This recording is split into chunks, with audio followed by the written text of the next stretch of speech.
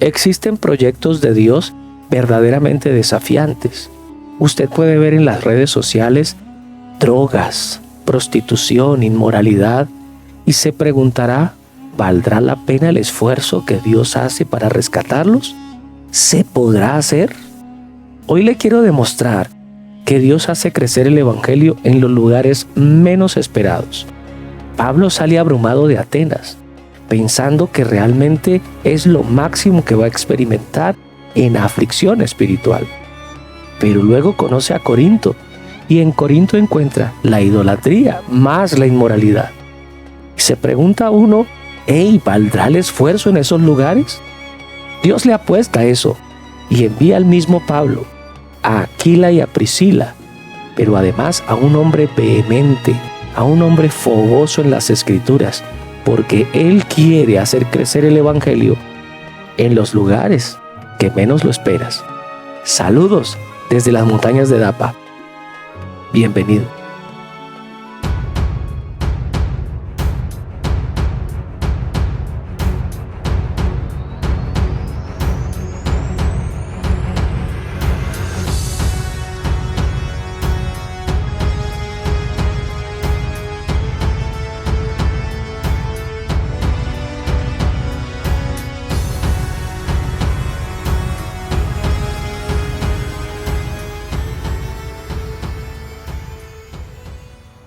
Después de estas cosas, Pablo salió de Atenas y fue a Corinto, y halló a un judío llamado Aquila, natural del Ponto, recién venido de Italia con Priscila su mujer, por cuanto Claudio había mandado que todos los judíos saliesen de Roma.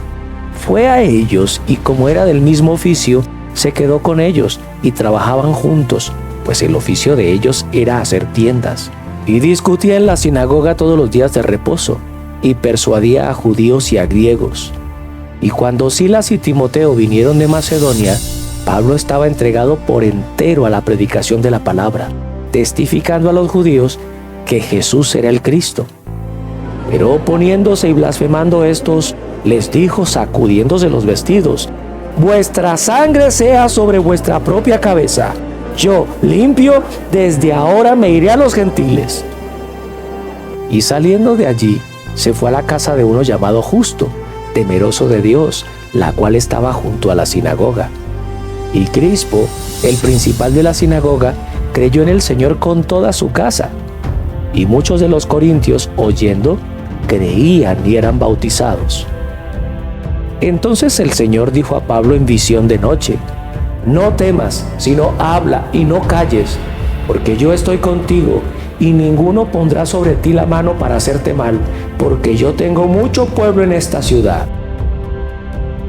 Y se detuvo allí 1 año y 6 meses, enseñándoles la palabra de Dios.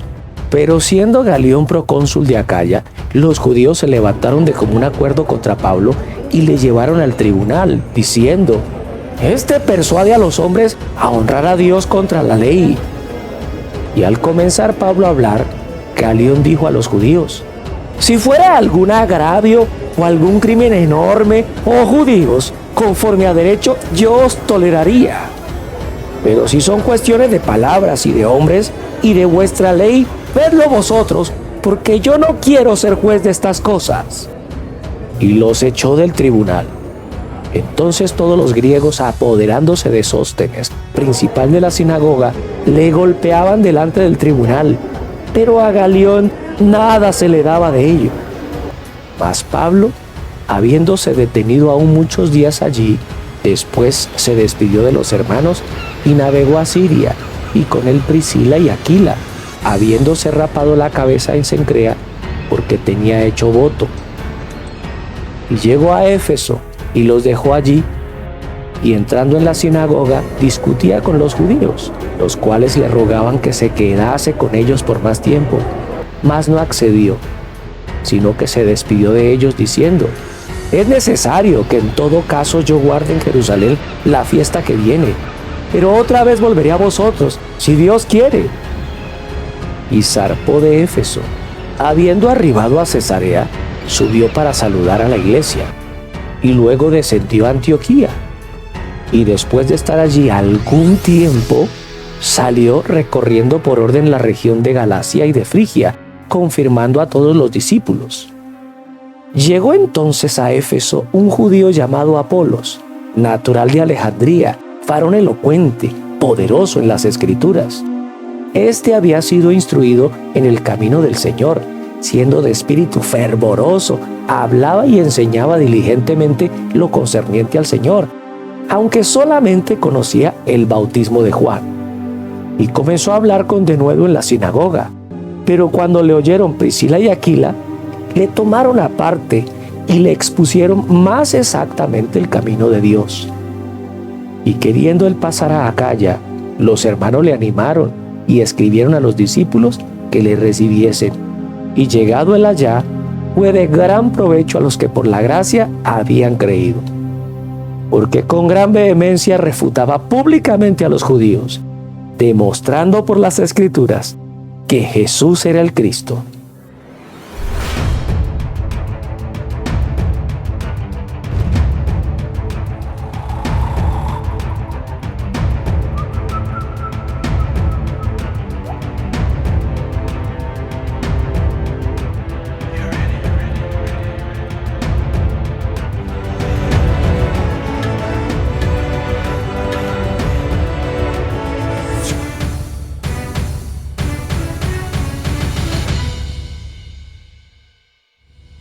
Saludos a todos los que acompañan desde YouTube, desde Facebook. Dios bendiga. Los de YouTube, por favor, dele a la campanita, no se haga coger tristeza. Cuando usted le da a la campanita, puede oír cada vez que estamos al aire y saber la hora exacta en que nuestros videos están siendo ejecutados en vivo. Así que Dios le bendiga, pues suscríbase a nuestro canal que le va a bendecir hasta las medias. Hoy quiero compartir sembrando en medio de la adversidad. Y para sembrar en medio de la adversidad hemos presentado un sitio bastante peludo que es Corinto. La ciudad de Corinto es la más difícil que Pablo enfrentó en todos sus viajes misioneros. Ya le he contado que Corinto era una ciudad intimidante para Pablo, tan intimidante que yo creo que cuando estamos en situaciones tan intimidantes como las que Pablo tuvo, también podemos ver la mano del Dios omnipotente que tenemos. ¿Cuántos dicen amén? Y quiero también contarte hoy que el evangelio crece en los lugares que menos lo esperas. Yo creo que sí. En los lugares que menos lo esperas, allí Dios muestra su mano. Yo no sé si usted tenga algún referente, pero Corinto realmente era intimidante.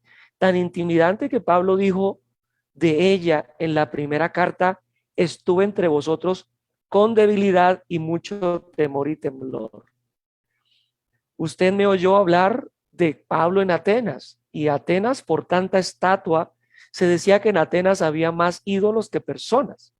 Pero cuando llegó a Corinto, realmente él estuvo con temor y con temblor. El ambiente social, yo vi los principados y las potestades que había. Hay ciudades donde usted ve focalizados los problemas y me imagino asentados los demonios.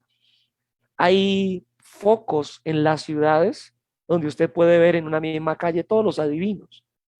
En Bogotá había una calle donde, o hay todavía una calle donde la mayoría de los adivinos famosos están en esa calle. Y uno dice, tan raro. Y es que porque los principados y las potestades están allí, sobre esa zona. Usted ve que al paralelo de la idolatría está la inmoralidad, y uno dice, qué cosa tan rara. Se supone que tienen su Dios y que tendrían que estar porque tienen, pero no, más alborotados son. Y ese ambiente social le hacía una persona abrumada realmente. Corinto está a 80 kilómetros desde Atenas. Usted se iba en barco, se echaba unas horas. Si se iba a caballo, se echaba unos 2 días a caballo desde Atenas hasta Corinto. Corinto, como le había dicho, era de alta actividad comercial y tenía una posición estratégica. Ella era un istmo, como el de Panamá. Los que quieren pasar del Atlántico al Pacífico se meten por Panamá, que es una porción estrecha, y por ahí cruzan. Bueno, Corinto era eso. Entonces todo el comercio del norte pasaba por Corinto, todo lo que iba para el sur pasaba por Corinto.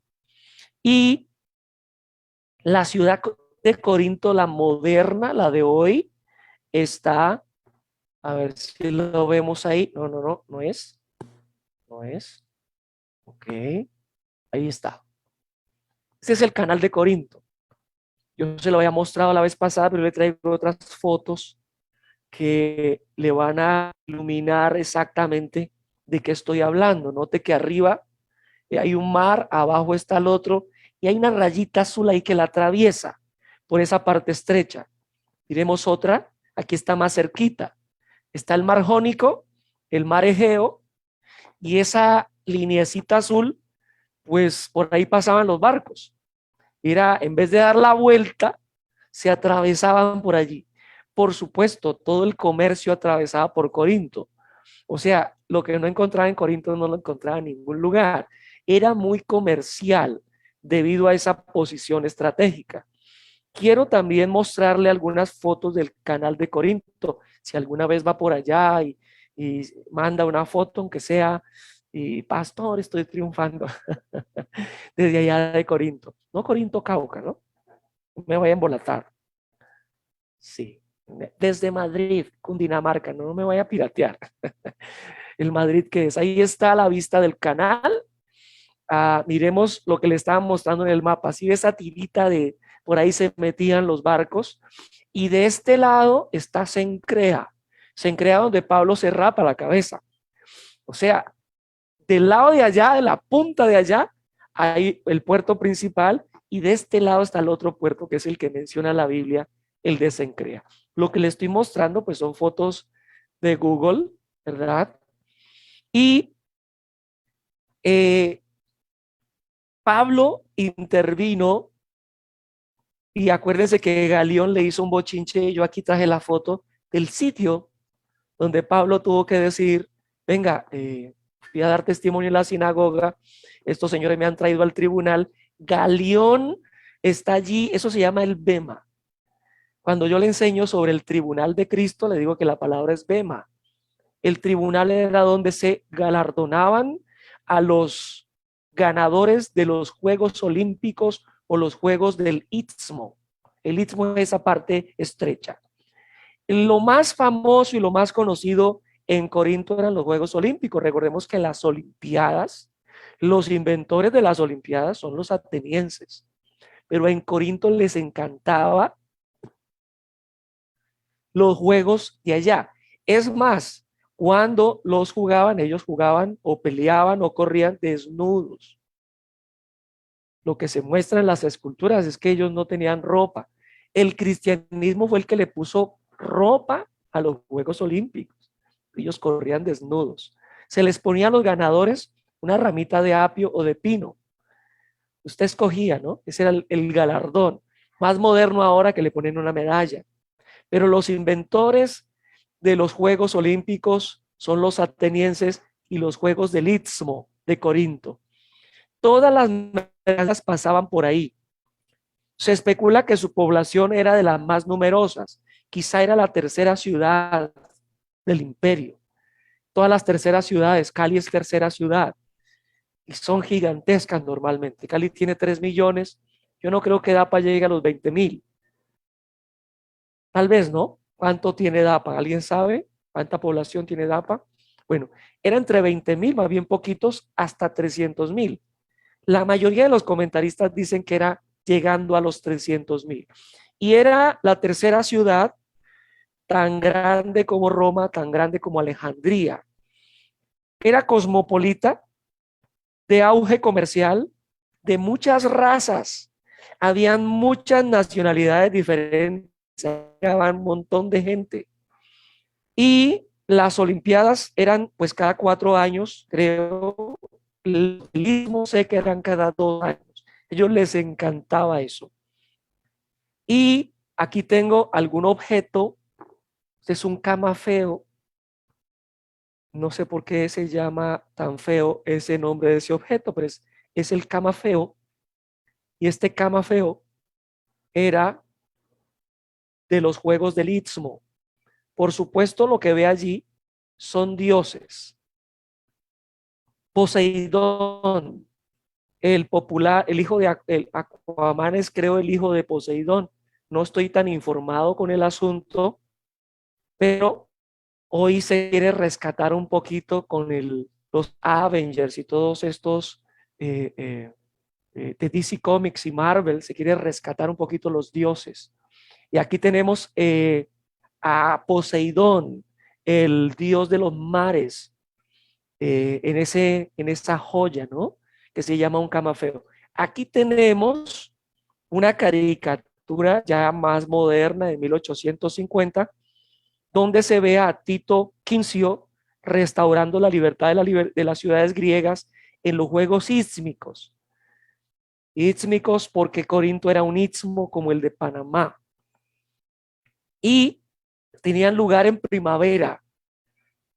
Se peleaban, o sea, había boxeo, pero recuerden que son desnudos. Ellos son muy morales, o sea, ellos quieren ver el cuerpo en toda su extensión. También había competencias musicales y poéticas en la ciudad de Corinto. También participaban mujeres, era todo un espectáculo ver una mujer corriendo con todas sus cosas, pero no era muy frecuente que las mujeres participaran. Se celebraban, por supuesto, rituales religiosos, sacrificios, y se hacía una procesión en honor a Poseidón. Como ellos todo lo que veían era mares, mares por aquí, mar por allá, pues claro, los dioses de ellos eran dioses marítimos. Y aquí hay una foto de lo que pudo haber sido un pugilato, así se llama pugilato, o una pelea en los juegos ístmicos, completamente desnudos. Usted ve que los dioses tampoco es que usen mucha ropa. Aquí tenemos el anfiteatro de Corinto, posiblemente albergaba entre 14 y 18,000 personas. El de Cali tiene 50,000 personas, así medio llenitos ahí, todo completamente lleno, 50,000 personas. Para la cantidad de gente, por supuesto que esto era un monstruo en Corinto, el anfiteatro donde se presentaban muchos de los juegos allá en Corinto. También había un anfiteatro más pequeñito, como de unas 3,000 personas, que era cubierto. Pero quiero ir al punto. Corinto, si te decían corintianizomai, corintianizar. Si te decían que estabas corintianizando, te estaban diciendo tú eres un inmoral. Aunque no fueras de allá, si te decían que tú eras un corintio, te decían tú eras un inmoral. Era una palabra para quedar con lo inmoral. Aquí en Colombia no es un secreto que cuando alguien hace una tontería y dice parece pastuso, yo lo he oído, pareces pastuso, ¿verdad? Porque se ha asociado que la torpeza y la tontería está asociada con el pueblo pastuso. Ellos también se inventan sus chistes celebrando eso, o sea, ni culpa que tengamos. Pero cuando Corinto, usted le decían que era un corintio, estaban diciéndole usted es un inmoral. De ese tamaño estaba Corinto en la cabeza de la gente. Hoy en día, ciudades que se parezcan a Corinto, Ámsterdam, he oído que las prostitutas las ponen en una vitrina para que usted escoja. Las Vegas, ciudades donde va usted a pasarla locamente. Y New Orleans, París, son en este momento ciudades muy parecidas a Corinto. Era de mucha actividad comercial. Se sabe que si un marinero llegaba a Corinto, dejaba el sueldo ahí. ¿Qué ciudad conoce usted que le quiten el sueldo a uno? Está en Corinto esta diosa que yo se le he mostrado con muchos más senos, siempre están desnudas. Usted verá que la desnudez ahí es muy importante. Ahí está Afrodita. ¿Cuántos han oído la palabra afrodisíaco? que todavía llega a nuestros días la palabra afrodisíaco. Está asociada con esa diosa que es la Venus Afrodita, diosa del amor, de la sensualidad. Ellos adoraban allí a Afrodita. Te quiero contar que en el templo de Afrodita habían unas sacerdotisas, pongo comillas, que te hacían conectar con la diosa. Ellas te recibían y te hacían un acrobático y maravilloso sexo para conectar con la diosa. O sea que la religión de ellos estaba conectada también con la inmoralidad. Quien iba allá decía, yo voy al templo de la diosa, pero al templo de la diosa iba a tener sexo libre y Coca-Cola por estos lados. Afrodita era la diosa de la belleza. Esta es una foto donde estaba ubicado el templo. De ahí la tomaron y se ve el mar, ¿verdad? Se ve el mar de Corinto. Pero desde donde se tomó la foto estaba ubicado el templo en un sitio que se llama el Acrocorinto. Le estoy contando todas estas cosas que no están en la Biblia para que usted entienda de qué fue lo que se enfrentó Pablo. Porque es que Pablo dice, estoy entre ustedes con temor y con temblor. Porque ya vimos que ahí habían afeminados, gente que se echaba con otros varones. Realmente era una ciudad de pararse los pelos. Pablo se rapa la cabeza allí en el puerto de Corinto, en esta esquinita que está ese Cencreas. No sé si lo alcanza a ver. Allí se rapa la cabeza y ahí pongo la cita. No voy a hablar del rito que tenía Pablo de raparse la cabeza, porque posiblemente esté asociado con el voto nazáreo. Los nazareos hacían un voto y se dejaban crecer el cabello, como lo hizo Sansón, ¿verdad? Pero era un voto y ahí termina su voto, luego se va a Jerusalén a decir, terminé mi voto. Recuerde que estamos en un tiempo posiblemente donde el nuevo y el antiguo se están cruzando y se están abandonando algunas prácticas. Se adoraba a Afrodita, pero se adoraba a este que era Poseidón. Si usted lo ve ahí, usted dirá que se parece al moderno Aquaman, ¿no? Con su tridente y todas las cosas. Dios de los mares, ahí está el papá de Aquaman. Por supuesto se adoraba a Apolos, a Hermes, a Zeus, y era una ciudad inmersa en la idolatría. Hago un resumen de lo que he dicho. Corinto era cosmopolita, Corinto era inmoral, llena de dioses, dioses paganos, era idólatra y era orgullosa de su posición. Esa era Corinto. Y ahí está Pablo el día de hoy. Estas condiciones hicieron esta ciudad realmente intimidante. Yo no sé si usted ha estado, yo vivía en mis épocas de estudiante en la universidad sobre la carrera séptima 17 con séptima por el centro. A veces me correteaban los ladrones, ¿verdad? Es una zona que se pone fea, pero por ahí vivía yo. Y usted ve toda clase de prostitución, venta de drogas, y realmente es abrumador. Al fondo, antes de dormir, había un tango que siempre sonaba. Luego sonaba Julio Jaramillo de la otra esquina y había un cruce y usted escogía a cuál le paraba bolas. Salir después de las 8 de la noche de mi casa era un cuento.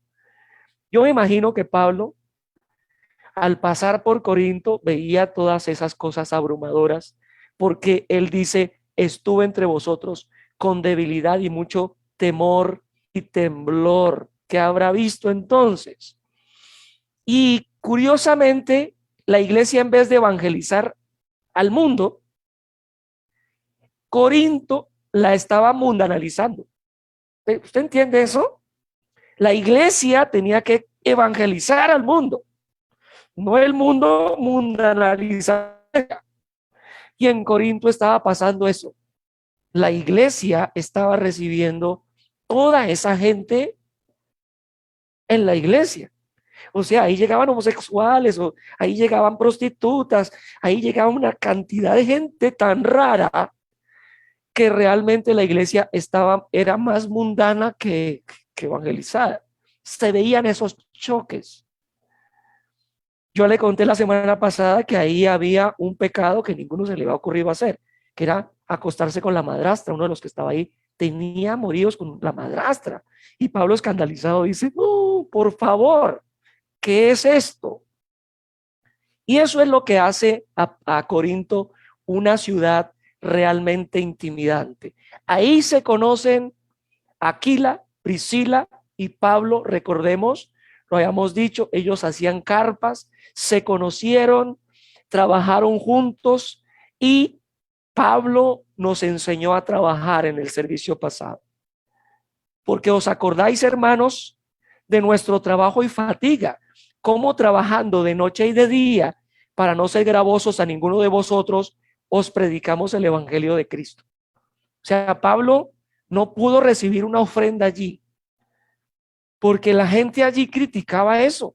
Yo no sé si se parece a lo que pasa hoy, que usted ve en las redes sociales cómo se critica a los pastores por eso. Y los corintios criticaban a Pablo por esa cuestión. Y quiero leer para decirle a todos los que critican, ¿cuál es la bobada? ¿Cuántos son, pues? A ver. Dice 1 Corintios 9, del 1 al 3, del 1 en adelante: no soy apóstol, no soy libre, no he visto a Jesús el Señor nuestro, no sois vosotros mi obra en el Señor. Si para otros no soy apóstol, para vosotros ciertamente lo soy, porque el sello de mi apostolado sois vosotros en el Señor. Contra los que me acusan, esta es mi defensa. ¿Acaso no tenemos derecho de comer y beber? ¿Cuántos saben que a los pastores, apóstoles y profetas, cuando llegamos a la 14, usted no puede llegar, le mandan a traer el vigilante y lo sacan? Aló. Usted tiene que pagar con billetes de a 50, de a 20, de a 10, pero nada de que yo hablo en lenguas. Y dice Pablo, es que se les dio porque entonces los pastores, los apóstoles, los profetas son cuerpo glorioso, pues no tienen derecho de comer ni de beber. No tenemos derecho de traer con nosotros una hermana por mujer, como también los otros apóstoles y los hermanos del Señor y Cefas. Ah, los hermanos del Señor ya estaban convertidos. Ah, los hermanos del Señor estaban casados. Ah, Cefas, que es Pedro, los que dicen que era el primer papa, estaba casado. ¿O solo yo y Bernabé no tenemos derecho de no trabajar? ¿Quién fue jamás soldado a sus propias expensas? ¿Quién planta una viña y no come de su fruto? ¿O quién apacienta el rebaño y no toma de la leche del rebaño? ¿Puede responder alguno de los que me oye las preguntas que hace Pablo? ¿Tiene usted una vaca de leche? No toma un poquito. ¿Cuál es el cuento? ¿Cuál es la bobada? Pablo está cuestionando las críticas a que los pastores puedan tomar de lo que llega para su sostenimiento. Digo esto solo como hombre, ¿no dice esto también la ley? Porque en la ley de Moisés está escrito: no pondrás bozal al buey que trilla. ¿Cuántos han ido a un trapiche? Y los trapiches más viejitos van moliendo la caña, y es un burrito que lo va moliendo, va moviendo el mecanismo. Y ese burrito, si se para y se comió un pedacito de caña, ¿usted le va a dar palo por eso? Es lo que está diciendo Pablo. No pondrás bozal al buey que trilla. Al no le puede poner bozal. Si él para y se comió un pedazo de panela, hay que dejarlo. Técnicamente, si usted trabaja en un restaurante y quisiera un refresco, no tendrían que decirle que no. Técnicamente, si llegó la hora del almuerzo, no tendrían que darle cualquier cosa. Y yo sé que Dios lo va a prosperar a usted. Y ojalá usted sepa que a los bueyes no les pone bozal.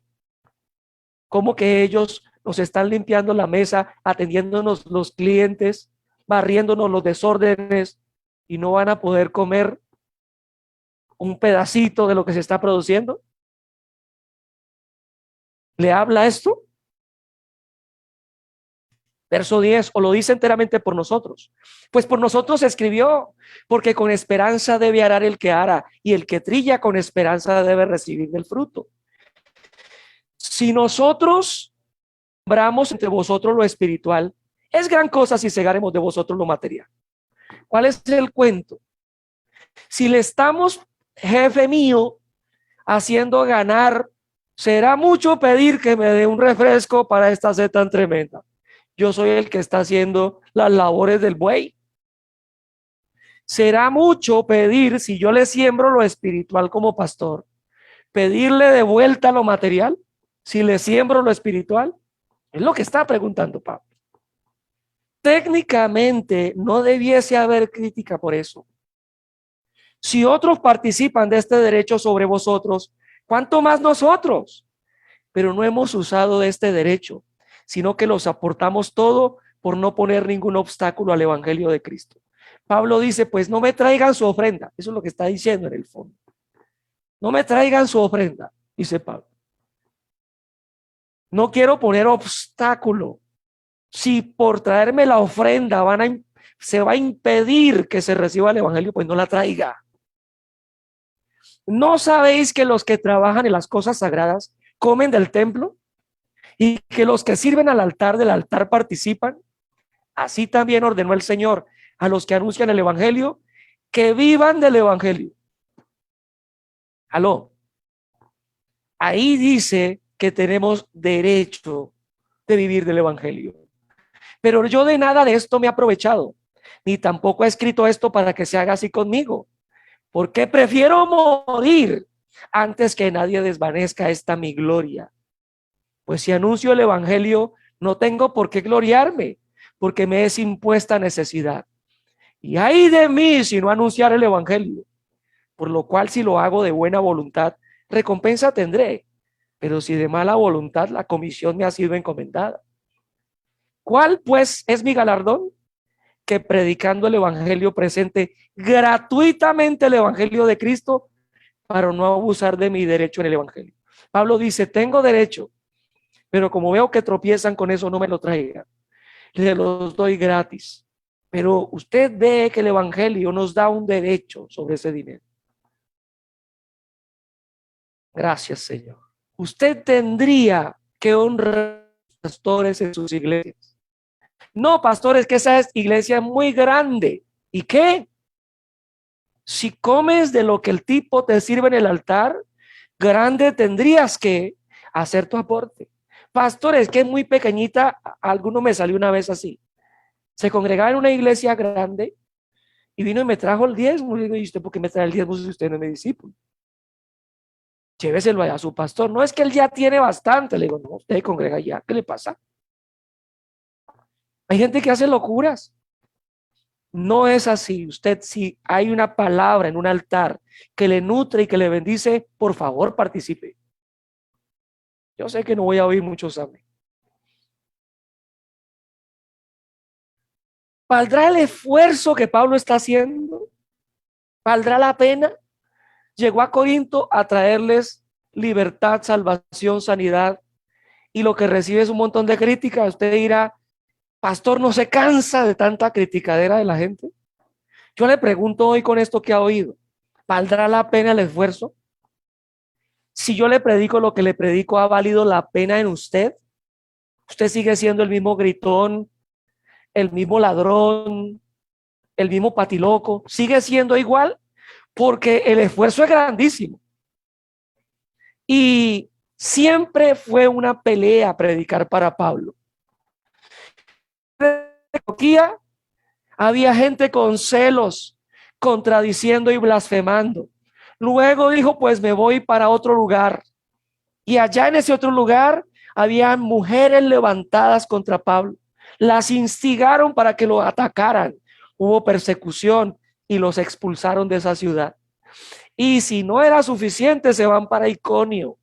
En Iconio, afrentados y apedreados. Yo he subrayado solo la palabra que quiero mostrarle. Cuando llegaron a Listra, recuerden que lo apedrearon y lo dejaron casi muerto. Y sigo en el viaje. Llegan a Filipos y se agolpó el pueblo contra ellos. y ordenaron a azotarles con varas. O sea, el hombre que ha pagado un precio por Corinto, Filipos, Tesalónica, llega a Corinto y lo que recibe es una crítica. No es que Pablo se está robando los diezmos. ¿Valdrá la pena ese esfuerzo? Mire las pelas que le han dado. Sigo mirando en Tesalónica. Los celos levantó la primera línea de Tesalónica. Y no siendo suficiente, el tipo sale volado de allá. Llega a Berea. Y en Berea llegan los de Tesalónica a alborotarle la gente. ¿Cómo creen que estaba Pablo con todo esto? ¿Cómo creen que se iba a sentir viendo gente rara en la iglesia y oyendo esa criticadera tan espantosa? ¿Cómo creen que estaba el corazón de este hombre?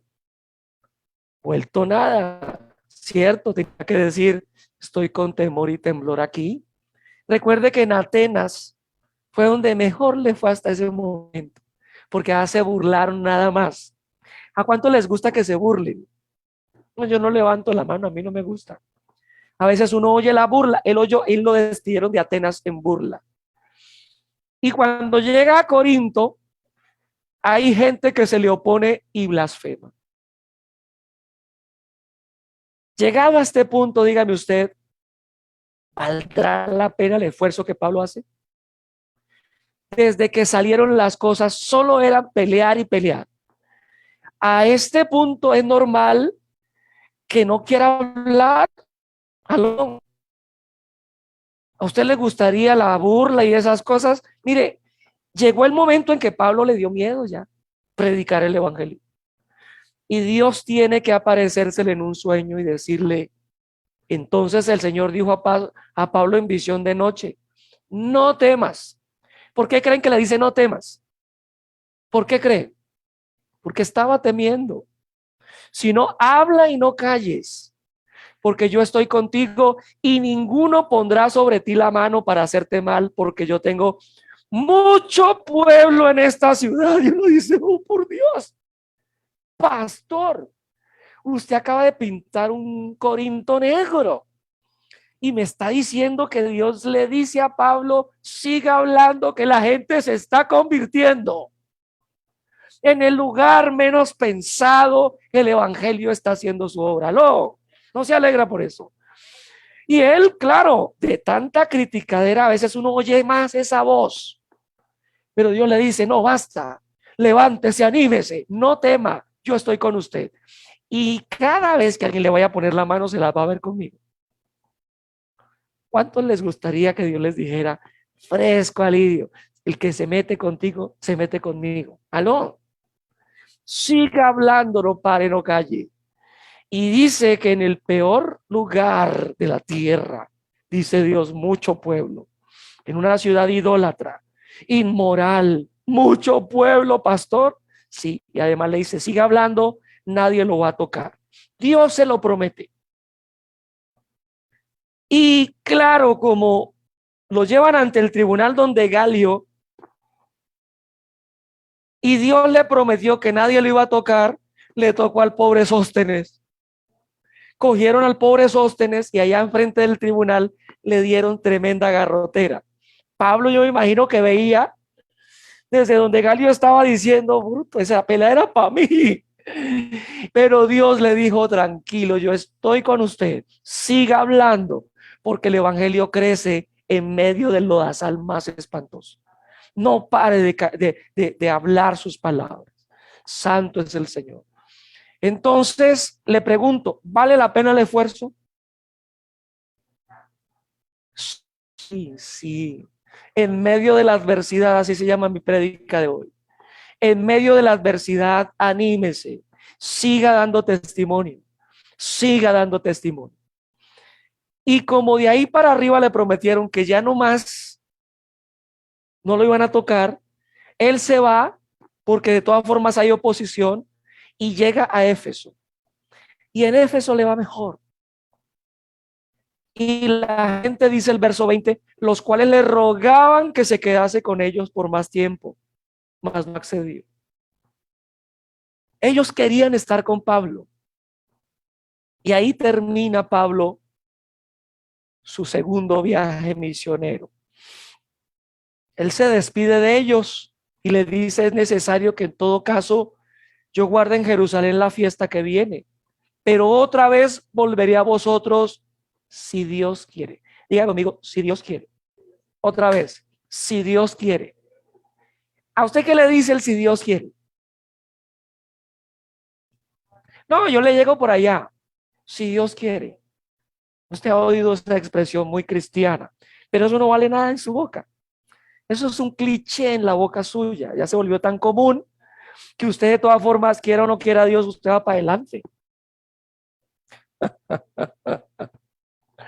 Pero yo le quiero mostrar qué significa eso de si Dios quiere. Pablo usa esa expresión, pero él ya sabe qué significa profundamente si Dios quiere. Y él dice: volveré a vosotros si Dios quiere. Quiero mostrarle algunas citas bíblicas donde Pablo aprendió que a veces Dios no quiere. Y usted tiene que parar y decirle: hey, ¿esto lo quieres tú o no lo quieres? No es un cliché. Mire esto. Y atravesando Frigia y la provincia de Galacia, les fue prohibido por el Espíritu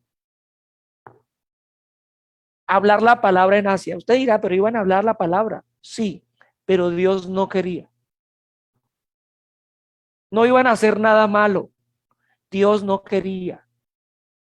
Hay situaciones donde Dios quiere y hay donde no. Y cuando llegaron a Misia intentaron ir a Bitinia, pero el Espíritu Santo, ¿qué hizo? No se lo permitió. Algunas veces usted ha visto los obstáculos, a veces no es el diablo, a veces es Dios diciéndole: es que yo no quiero eso que vas a hacer. Yo recuerdo cierto viaje que hicimos la pastora y yo, saliendo de la casa se nos llevaron la guitarra y teníamos muchas alertas donde Dios nos decía: no vayan por allá. Nos fue como a perro en Betel.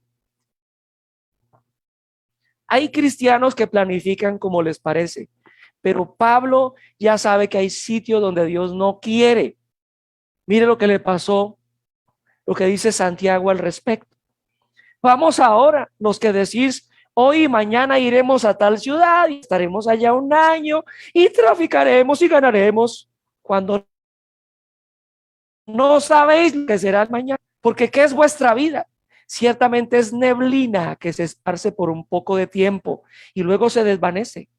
En lugar de lo cual deberías decir: si el Señor quiere, viviremos y haremos esto o aquello. ¿Está usted esperando la respuesta si Dios quiere o no? ¿O usted es de los que dice si Dios quiere, pero es una frase cliché que ya tiene allí? Usted se espera. Pablo ya había visto que él no quería predicar en Corinto, pues si todo el mundo se le oponía. Él no quería, pero Dios sí quería. Y le dijo: no es lo que tú quieres, es lo que yo quiero. No quieres predicar, estás temiendo, no tema. Yo quiero que hable. Y Pablo sabe cuando Dios quiere, y por eso cuando firmaba sus cartas, todas las cartas empiezan con él. Vamos y verá.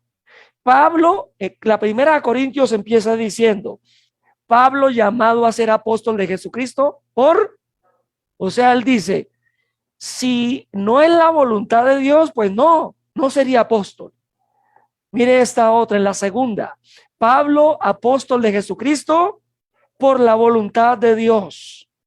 Pablo, dice Gálatas, apóstol, no de hombres ni por hombres, sino por Jesucristo y por Dios el Padre. O sea, no me dio la gana.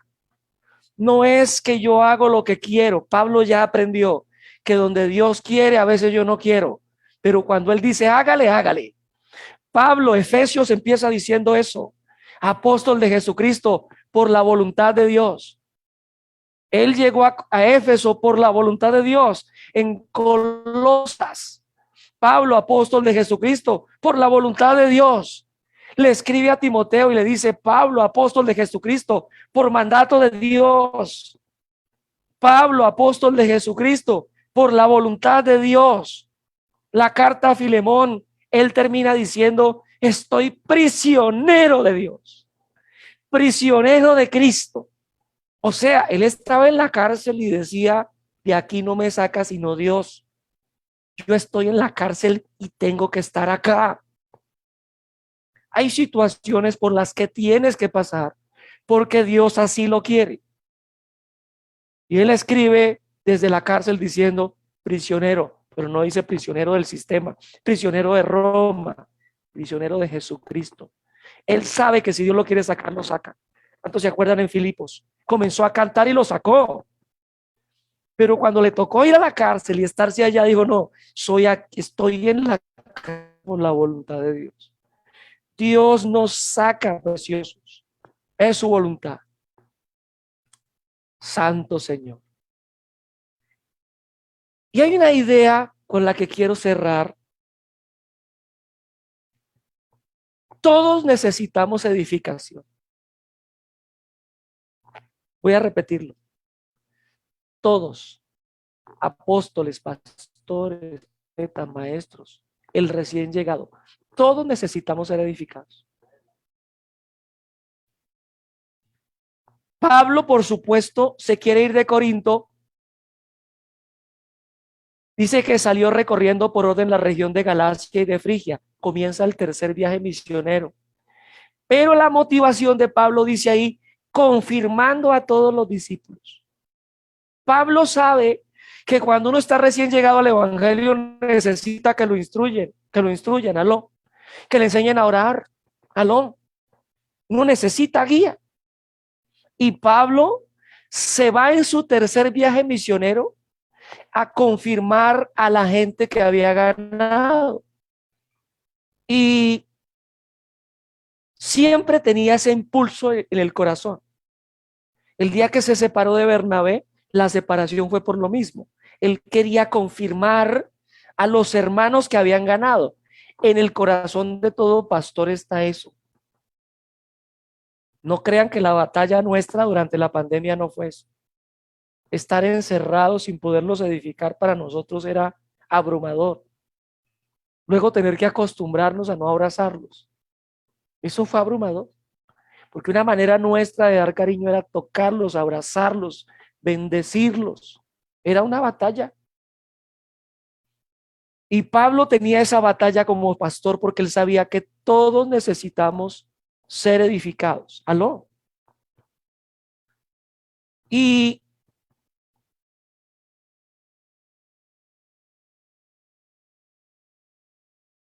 él tenía una preocupación con Corinto. Leamos y dice, y además de estas cosas, de otras cosas, lo que sobre mí se agolpa cada día, la preocupación por todas las iglesias. Él los amaba como les hemos amado a ustedes, la pastora y yo les hemos amado, ¿verdad? ¿Han sentido ese cariño de parte nuestra? Realmente para nosotros fue muy doloroso ver algunas personas tener que marcharse de la iglesia. Con todo nuestro amor y nuestro cariño, no podíamos hacer nada. Tomamos una decisión con respecto a la pandemia. Y es que tenemos dos mandatos. Uno es de que nos cuidemos. No matarás, cae sobre usted y tendría que estarse cuidando. Pero, por otro lado, la cena del Señor no se puede hacer virtual. El ósculo santo no se puede hacer virtual.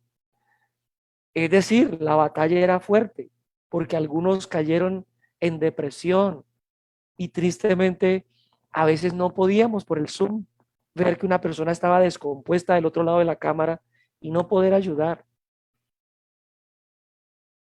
Todos necesitamos ser edificados, ¿aló?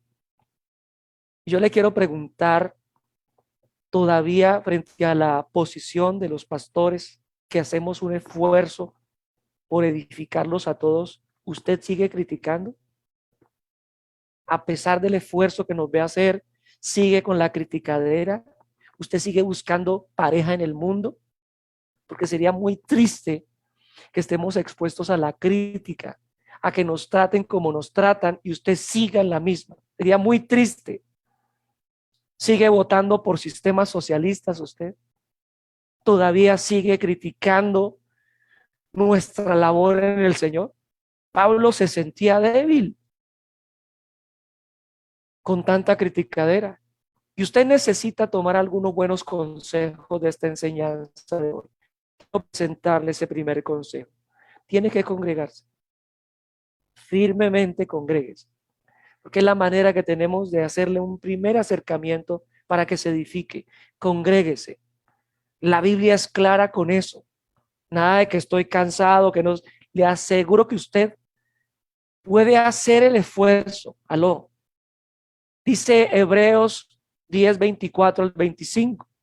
Considerémonos unos a otros para estimularnos al amor y a las buenas obras, no dejando de congregarnos como algunos tienen por costumbre, sino exhortándonos, y tanto más cuando veis que aquel día se acerca. Deje de buscarle cuentos a la congregada. Hay un esfuerzo que se hace allá desde Pablo, y le voy a decir una cosa, no es menos el que se hace hoy. No es menos. ¿Usted cree que porque vienen tres yo le mermo a mi calidad como pastor? La pastora no me deja mentir. Estoy el mismo tiempo buscando la palabra por 3 que por 50,000. Pero debería ser usted un poquito más diligente con la congregada. ¿Cuántos van a hacer un ajuste en esa parte? Número 2. Todos necesitamos edificación. Usted tiene que estar dispuesto a dejarse exhortar. Hay cosas que no le van a gustar. Es que la solución, es que somos muy de mantequilla. Se les exhorta y se quieren ir a la iglesia por la exhortación. Dile al que tienes a tu lado así como indignado, dile, ay, menos mal que tú eres así. Usted no. Déjese exhortar. Le estamos viendo, no solo estas cositas no son hitos. A veces les advertimos, no porque la Biblia lo esté diciendo, vemos la necedad en usted y tenemos que pararle. Después nos agradece muchas veces, pastor, si yo le hubiera hecho caso a usted. Claro, ya tiene como 3 hijos encima, ya qué cuento. Obedeced a vuestros pastores y sujetaos a ellos, porque ellos velan por vuestras almas, como quienes han de dar cuenta, para que lo hagan con alegría y no quejándose, porque esto no os es provechoso. Si usted es cristiano, debe tener pastor. Si no lo tiene, hacemos la oración de fe ahora. Déjese exhortar. Vamos para eso. Usted tiene que estar dispuesto a crecer. Y a crecer significa que se va a discipular. Si no le hago el esfuerzo de que le leo el pasaje cada semana, le pregunto, no vaya a levantar la mano, no haga el oso. ¿Está leyendo la Biblia todos los días? ¿O solo come el martes? ¿Se hace coger tristeza? Tiene que estar dispuesto a crecer. Ahí dejo la cita. Pablo les dice a los de Colosas, creciendo en el conocimiento de Dios. Yo he necesitado crecer y a veces tomo cursos, a veces tomo aprendizajes que no sé, hay cosas que no sé. Déjese edificar, tiene que crecer. No oigo el amén. Usted necesita, por supuesto, discipularse. Le saca cuento a eso. ¿Qué batalla antes de la pandemia para que llegara el discipulado? Déjese discipular. Va a seguir siendo el mismo chupo que llegó. Santo Señor. Nos dieron allí.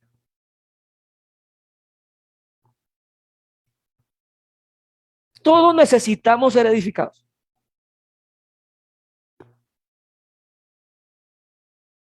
Llegó entonces a Éfeso un judío llamado Apolos, natural de Alejandría, varón elocuente, poderoso en las escrituras.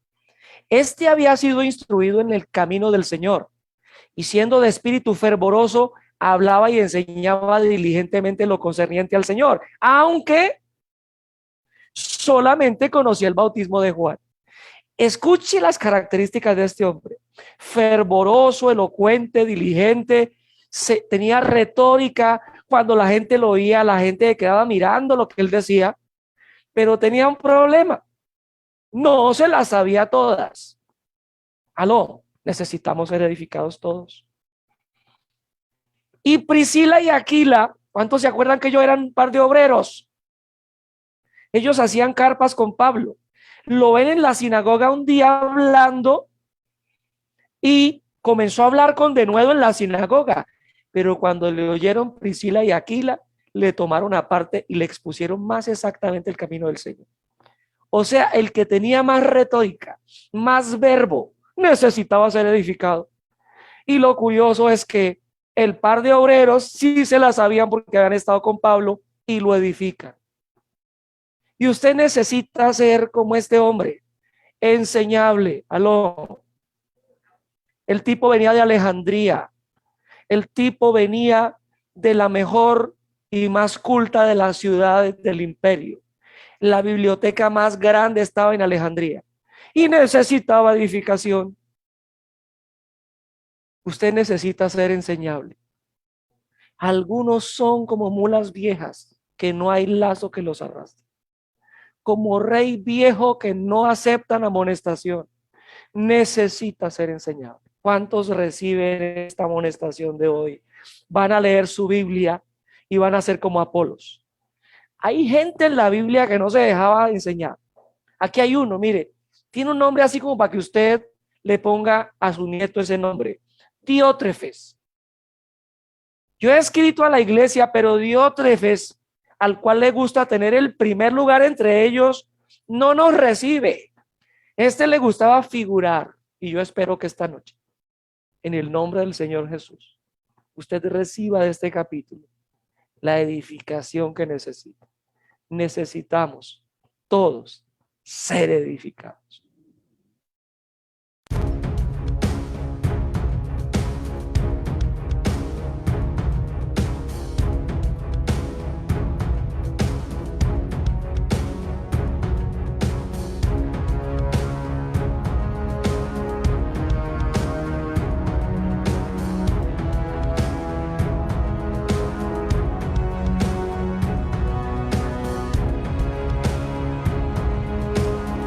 Cierre sus ojos, Padre Celestial, en el nombre de Jesús.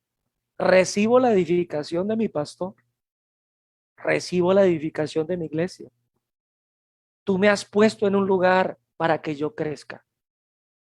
Hoy propongo en mi corazón, Señor, crecer, poner de mi parte en el nombre de Jesús. Poner de mi parte, buscar consejo en el nombre de Jesús. Perdóname los momentos en que he encontrado un obstáculo y no he buscado a la gente de mayor sabiduría para que me instruya. Perdóname, Señor. Hoy en el nombre de Jesús recibo esta exhortación. Yo, aunque soy pastor, a veces necesito instrucción y tenemos que ser enseñables. Hoy en el nombre de Jesús me voy a dejar enseñar. Padre Celestial, hoy pongo congregarme en el nombre de Jesús. Yo me voy a congregar y voy a hacer mi esfuerzo, mi mejor esfuerzo. El cansancio es una vez más, el cansancio no me va a trancar. Vamos, en el nombre de Jesús. Vamos, usted orando allí, en el nombre de Jesús. Padre Celestial, te respondo al mensaje. Yo voy a edificarme y voy a poner de mi parte para congregarme en el nombre de Jesús. Propongo en mi corazón crecer. Hay veces que tengo batalla de corazón. Yo batallo con cosas, batallo con la influencia del mundo. El mundo sí me influencia, yo lo reconozco esta noche. Y yo en el nombre de Jesús hoy recibo esta instrucción que me han dado, pero tomo una decisión y la decisión que tomo es: voy a crecer. Así no me instruyan, yo voy a coger la Biblia y voy a poner de mi parte. A veces me dan la cucharada, pero a veces tengo que coger yo la cuchara y tomar lo que necesito. Padre, ayúdame a ser diligente en esto.